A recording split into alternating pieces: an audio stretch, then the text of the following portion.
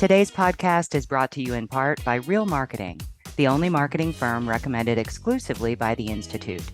Real Marketing utilizes over 25 years of expertise, and their products are built and customized for you to dominate any neighborhood anywhere. Go to realmarketing4u.com. That's realmarketing4u.com. Also, look for past A State of Mind episodes with CEO David Collins as our guest.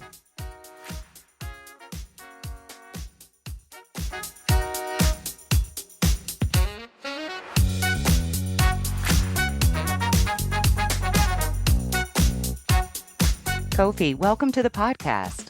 Thank you. Thanks for having me, Tami. I'm excited to be here. We're always delighted to get to spend time together. So this is going to be a real treat for both of us and for the audience. So let's give a little bit of an introduction to get started. And I will ask you, Kofi, to tell us a little bit about yourself and your brokerage, your business model. Definitely. So again, my name is Kofi Nartey, founder and CEO of Globl Real Estate and Development. I've been in real estate now, actually 20 years. The time just flies. And I've worked with several of the major firms around the country. And then 2.5 years ago, it was time to launch my own firm. And the impetus was wanting to really own more of my narrative and bring more value to our clients, but also to build a firm that focused on servicing more of the real estate portfolios of our clients. You know, we talk a lot about transitioning from being, transactional as agents to being true advisors as agents. And Globl Real Estate and Development is really, at the forefront of that, where we help people buy and sell homes, but we also help people invest. We help them develop. We help people with commercial assets, hospitality assets. And we're really just getting started. So excited to see, what's ahead for us and what's ahead for our clients. I have to say personally that it's been exciting to watch that on social media and certainly interacting with you in person, but seeing that breadth of the services that you're providing and that guidance, the advisor capacity has really been enlightening. Now, a big part of your persona is your story, right? How you got here. So take just a minute for those that aren't familiar to tell us what was your journey to get here and end up as a real estate professional. So we have 2 to 3 days to record this. Is that what you're telling me? Sure, you bet. So how about I make a long story medium? How about that? All right, fair enough. Yeah, so I grew up here. I'm in my office now, actually in Beverly Hills, but I grew up here in Southern California. And went to undergraduate at Berkeley, where I also played football. I had a shot with the Oakland Raiders after that, and now they're in Las Vegas. But got hurt, as many people do. Then I moved back to LA and I got into acting. So I did acting for actually 10 years. It was a fun, very interesting ride. I never made it big, but I made a living and had 2 kids on the SAG insurance, great insurance, by the way, and wanted to really bring my sports and entertainment background to my business world. I'd always been an entrepreneur. I had a friend of mine who was in real estate who said, I think you would like doing this. And sure enough, I looked at the components of real estate.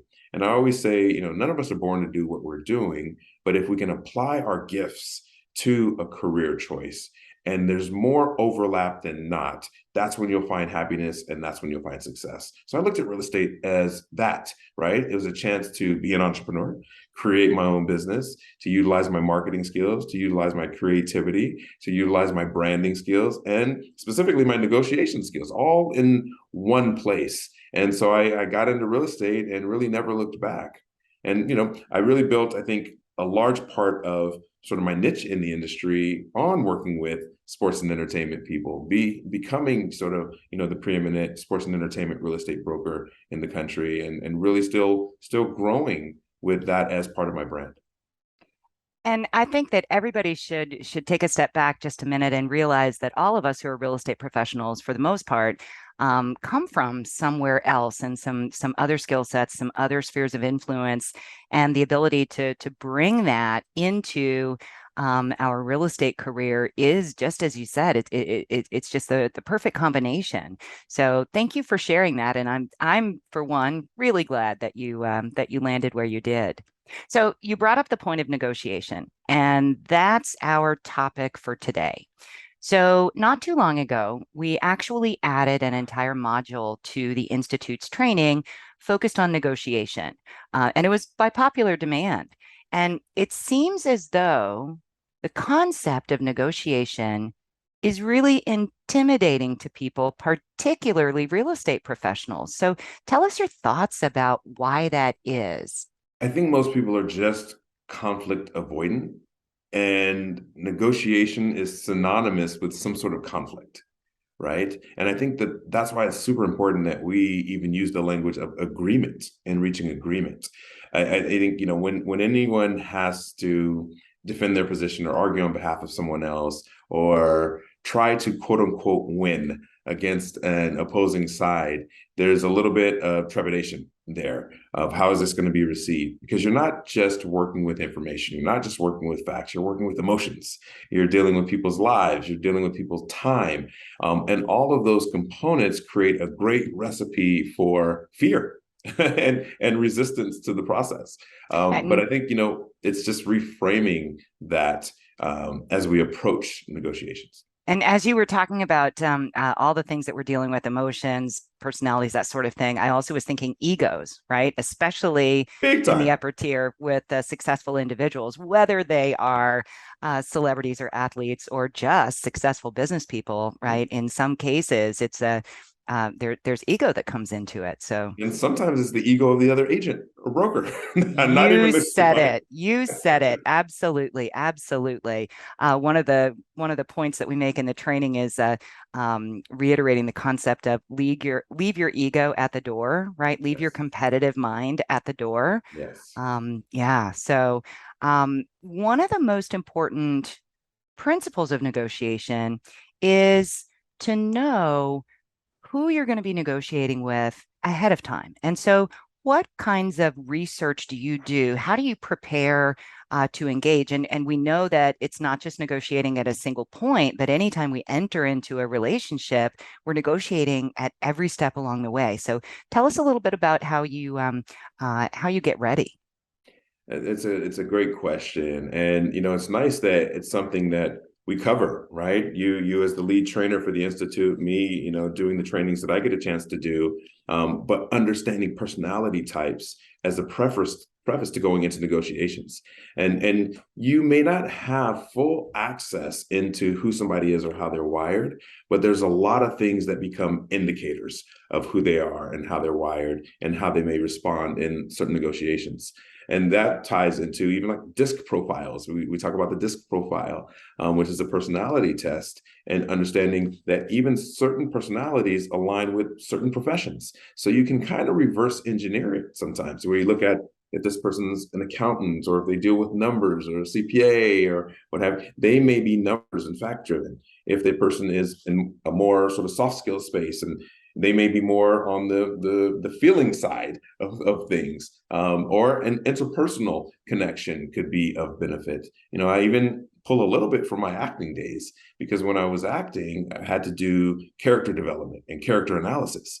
And it was just as important to read the description of the character as it was to see how other people responded to the character, because that tells you a lot about the type of person that character is, right? So even the way you can pick up on small cues, even the way the agent talks about how they're interacting with their client. Well, I tried to tell them this, but they weren't too responsive. You might be dealing with a D personality, right? Or they had an emotional response to this, but I think I can talk them down. It might be a high I personality. So think about that, even how other people are engaging with this person as an indicator of what type of personality you might be dealing with.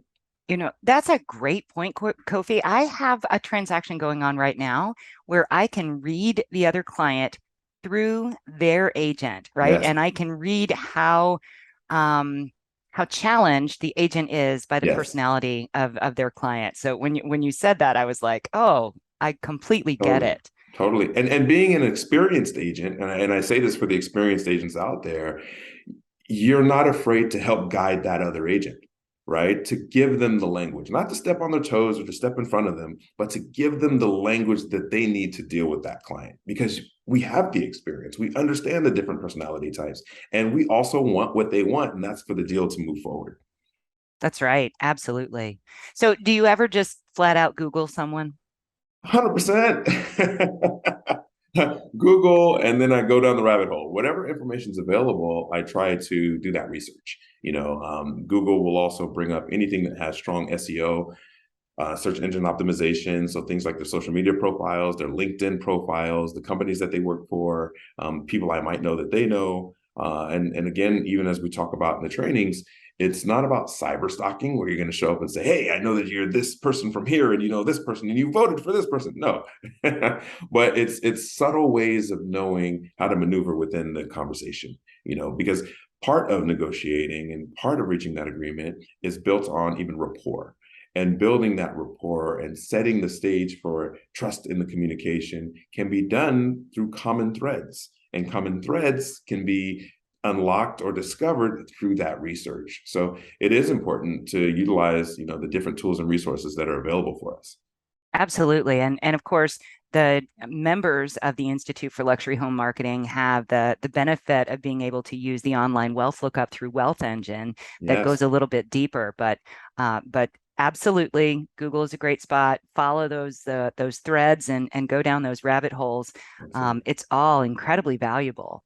Now, talking about some of the tough negotiators that you likely have to deal with in particularly in the sports and entertainment area, you're also layering that with having to interact with other players in the transaction. No pun intended there. But agents, managers, how do you approach that? And do you do the same level of preparation to try to understand the personalities of those other players? Yeah. So really the first thing you have to do is find out who the other players are. And it's one of the questions that we teach the agents to ask, who else will you be consulting with as you're making your decision to buy or sell? Because if you can deal with those people in real time, it's much better than getting far into a deal and then discovering that, oh, they have an attorney that they have to run everything by, or a business manager, or a spouse that you never knew existed, right? So I think that's the first part. The second part is unlocking the motivations of each of those participants or players in the deal, right? So sometimes they're there just to protect the client's financial situation. Sometimes they're there to protect the client legally. Sometimes they're there with no real skill set that they bring to the table, but they want to pretend that they're there to protect in some Right. way. They So they want to want to make your improve the life hard. deal, right? They want to improve the deal. They want to try to show that they have some value.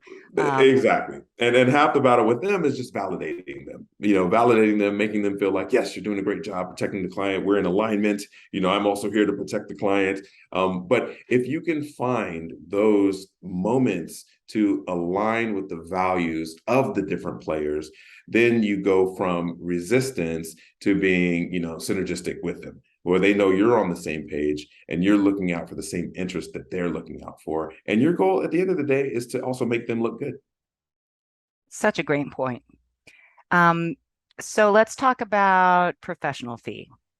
In our industry, one of the biggest sticking points in a negotiation arena is defending our professional fee.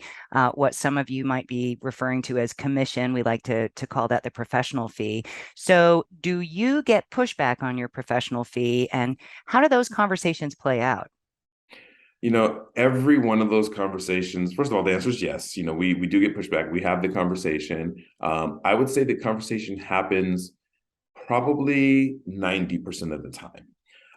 I think it moves to the level of negotiation only 50% of the time, because usually they're asking just to confirm what your compensation is, your professional fee. And then secondly, if it's answered the right way, they're satisfied with it, right? And so part of it is making sure they understand the value that you're bringing to the table around that professional fee.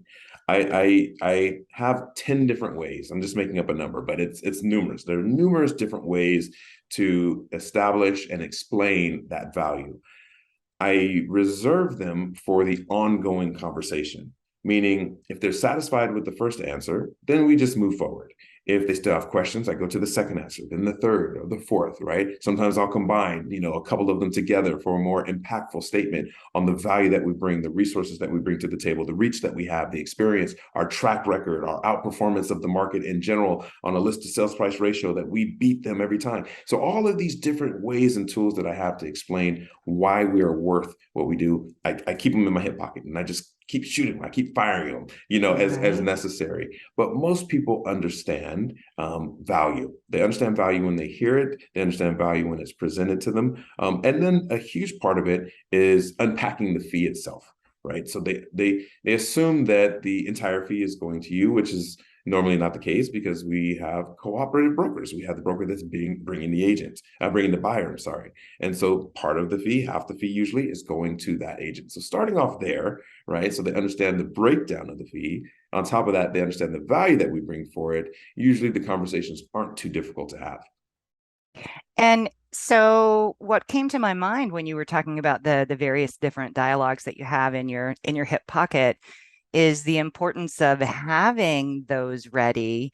And so they're often referred to in our industry as scripts, right? And so especially a agent that's just beginning is handed the book of scripts and say, memorize this. And I know I am one that just has that initial, I hate scripts, right? I hate them. They're canned. It doesn't sound like me. But the more that you use the ones that do resonate, the smoother that flows. And it sounds like that's kind of where you've ended up. And so what would you say about utilizing scripts and that sort of thing for someone to get more comfortable? Mandatory. There's no choice but to have scripts. There's no choice but to really learn how to handle different objections in multiple ways. And it starts with the script. I'll come back to my acting days, right? For auditions, you had to learn the script. You had to learn the script. And what was so interesting to me is when I started to book work, when I started to book jobs, once you're on the set filming, you can veer from the script as much as you want, and they encourage it because they want to try lines in different ways. They want to try different responses, different facial expressions, and so forth. But you had to know the basic script before you could veer from it. And I always say you have to know the lines of the box before you can color outside of the box or think outside of the box, right? And we practice these things so that it's almost like muscle memory. You think of elite athletes, you think of even top actors, they practice their lines. Athletes practice their plays. Their plays are like their scripts, and they have to know the basics before they can veer from that. And I was listening to a podcast the other day. I listen to a lot of podcasts. Matter of fact, I have a podcast coming out, Tami. So you guys will have to check out my Full Mogul podcast, which I'll tell you a little bit about before we finish. But I was listening to a podcast and they said something that I actually wrote down, and that was, don't practice until you get it right. Practice until you can't get it wrong. And I love that. I thought that was really impactful. And that's what scripts will do for you. And we actually talk about that in the training is, take a line from professional athletes, right, who are, really successful, goats in whatever their field is, but they continue to practice, right? Practice makes perfect. Practice gives you another opportunity to customize something, right? And your comments about learning the script before you go in for an acting job, and then there's a desire for you to deviate from that.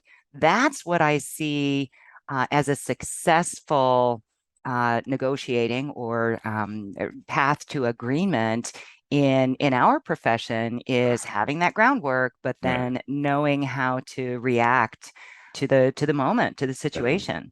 Definitely. Yeah, absolutely. So I'm curious if you can think of one particular negotiating experience or two that really stands out to you, that you think back on, that you would be willing to share. Sure. The names will be changed to protect the innocent. Of course they will. I'll give two different examples. One was negotiating with an agent that was very emotional and very overreactive to everything. I always say that we are humans as well, but as the professionals in the equation, we have to filter our emotions. And we also have to be filters for the emotions of our clients. But this agent, everything was doomsday. Everything was, this is the end of it. This is terrible. This is crazy. And so, I had to revert to emails versus verbal engagement because we just weren't getting anywhere. And I wrote emails. We talked about earlier, sometimes you have to give agents the right words to say to their clients. Mm. I wrote emails that she could literally forward to her clients so that it could be conveyed without the emotional response and the infusion of these emotions. And it made things a lot better. I came to find out that she was the same way with her own clients. Her clients ultimately on closing day, they met me at the house to get the keys. She wasn't able to make it, but they were very unhappy with how the process was because she was overly emotional and made it such a roller coaster of a ride throughout. They were appreciative of our written correspondence and so forth. The other one is a client that I had that made the negotiations very difficult. And it's tough when it's your own client making the negotiations difficult because this was a celebrity client and they marched to the beat of their own drum. And that drum was playing some wild music, I'll tell you that. And so, part of negotiations to me, one of my own little hacks is to always humanize it, right? So if you can bring it back to a human level that people understand, people will even give a little bit more grace for, reactive behavior versus thoughtful responses, right? And so I needed to give them a glimpse into what I was dealing with. This person happened to be on a reality show. So I told them this Thursday, tune into this network, watch this show. That's the client, right? And you'll understand why we're having some of the communication challenges that we're having. They watch the show, they send me a note back. We totally get it, right? No worries. Wow. We'll be patient and work with you through it. And we got through it. But it was helping them. Sometimes again, you hear that saying, don't shoot the messenger, right? Well, Mm-hmm. sometimes it's okay, right? And be careful with it, but it's okay to say, I am the messenger. Here's where the message is coming from and why, but here's how we're going to get through it, right? And that's what I had to do in that moment. Wow, what a great example on that one. And I know that everybody who's listening is envying the fact that you had the opportunity to tell those people to go watch your client on TV, right? Because I know all of us have that secret indulgence in the Right, reality shows of some right. respect, right? And we have our opinions of the characters and that sort of Totally. thing. What a fantastic story to be able to share. That's You know, it. I also was thinking about the fact that equally as important as understanding personality styles and backgrounds and industry and that sort of thing, that especially when we're talking about negotiation, and I'll use the pure word right now, individuals' cultures can be impactful. I know we tell our members to utilize resources like Kiss Bauer Shake Hands or Yes. Realtor.com's Globl resources to Mm-hmm. learn a little bit more about the negotiation styles and communication styles of people who have different cultural backgrounds. And so has that been something that you've found to be useful as well? 100%. I think the first thing to think about going into that is the word grace, right? Because if you give people grace, you give yourself grace, you're also giving yourself a moment to interpret the behavior. And when it comes to different cultures, it can purely be a language barrier. It could be a style of communication. I've talked about traveling in different countries and you're walking down the street and it sounds like people are arguing with each other, but it's just animated conversation. That's actually how they communicate, right? And even in different cultures, the order of things is different, right? In certain cultures, the contract becomes the moment you start negotiating again. Right. But that's not how we work here. The contract is what we all abide by, and that's the contract. So I think before we react, there's always that moment of grace that gives us a moment to say, maybe there's a misunderstanding here. Let's find out where the communication has failed or has gone wrong, or there's miscommunication, and it then allows you that patience to deal with it, resolve the situation, minus the emotional reactions that often get us in trouble. And that takes me right back to the basic importance of preparation and Hmm. planning. Hmm. And part of that is setting expectations, right? Doing Exactly. that research, understanding where they might be coming from, understanding what they might be used to, and setting those expectations up front Right. can avoid having to go backwards. Yes. So that's definitely a good point. So as we get closer to the end of our time together, I'm going to give you kind of the open floor and just ask, what words of advice would you give to somebody who wants to improve their confidence, whether it's in their negotiation skills or just wants to go to the next level in their real estate profession, no matter what? Use the resources around you. And that's everything from, the Institute members have the Institute membership, member resources page. They can read from the blogs. There are books that are out there. Never Split the Difference is a great book on negotiating. Use those resources and study the different ways of negotiating. Study the different languages of negotiating, not literal languages in different countries and languages, but different styles that people use to communicate. Understand people better. I think, knowing the different personality types and being able to quickly recognize what personality type you're dealing with allows you to also navigate better. In general, with real estate and success is really, I mean, that's a huge question. We can do a whole podcast on that Yes. alone. But I think that, setting your goals, right? Setting your goals as to where you want to take your career, what you want it to look like, what you want to accomplish, reverse engineering that, but ideally finding mentorship, a group, a team that you can be a part of that will help you get there. Because these are things, this is me speaking from my own experience. And I spent years trying to figure out the business on my own without mentorship, like years, double-digit years. And I figured out a lot. So I learned a lot along the way. I failed a lot, as I like to say, fail is an acronym, find all important lessons. So I learned a lot of important lessons. But if you can find the right place to rest your license and be a part of something else where you're getting mentorship, you're getting guidance, you're getting support, but you're also learning from the people around you and their experience, it's going to accelerate your learning curve and get you to where you want to be faster. And then I guess the last piece of advice would be to also listen to my podcast is coming up. Shameless Yes, plug. tell us about Shameless it. plug. Shameless plug. Tell us all about it. So, I'm launching the Full Mogul podcast. If you go to fullmogul.com, you can sign up to be one of the first to hear it. We'll be releasing it in the next month or so.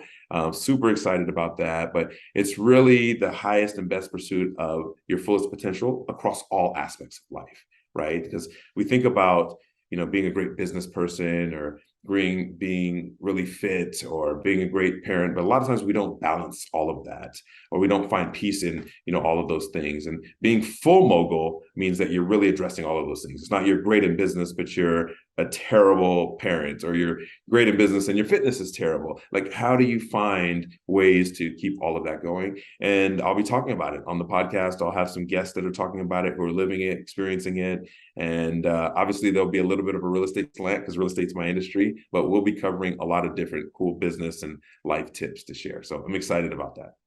And I just have to say, on a personal level, that I am so grateful that you are so transparent, authentic, generous, and that you are so willing to share in a social media presence, live, giving your time for things like this new podcast, all of the ways that you give back to other people, whether it's your clients or it's your colleagues, our students as they're seeing us for the first time. I'm humbled to be your colleague and grateful for your generosity. So with that, I am going to wrap us up for today. And Kofi, thank you so very much for being part of the podcast and part of the Institute. I really appreciate that. And I need 20 more seconds just to thank you for your kind words, because that it means a lot to me. Because you are also cut from the same cloth. You give and you share from your experience, you share from your heart. And just the way that you're wired is also an inspiration to me. I'll never forget touching down in Florida for a class, and you sent a gift basket to my room, welcoming me to your city. Those kind of things. That's like so unexpected, and you've always been, a great friend and a great colleague. And I look forward to more of this together. So let's keep going. Excellent. Gosh, thank you for the kind words. We've got just a little love fest going on here, Love apparently. fest, So, love fest. all right. So, everyone, thank you so much for joining us on this episode of A State of Mind, the Art of Selling Luxury Real Estate. If you're interested in learning more about the Institute, you can find more at luxuryhomemarketing.com. If you like what you just heard, please share with a friend and don't forget to subscribe.